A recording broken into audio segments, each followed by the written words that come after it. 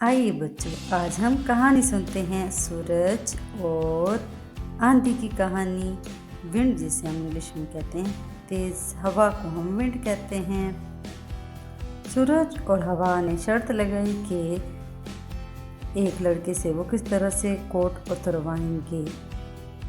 हवा ने कहा पहले वो कोशिश करेगी। तेज हवा चलने लगी और हवा की शिद्दत बहुत थी। सूरज और हवा को एक लड़का नजर आया। वो लड़का बाग में टहल रहा था। हवा ने शिद्दत इख्तियार कर ली, लेकिन लड़के ने कोट उतारने के बजाय कोट पहने रखा। हवा को इससे गुस्सा आ गया। अब सूरज की बारी आ गई। सूरज ने सबसे पहले हवा को रोका, उसके बाद फिर अपना कमाल दिखाया।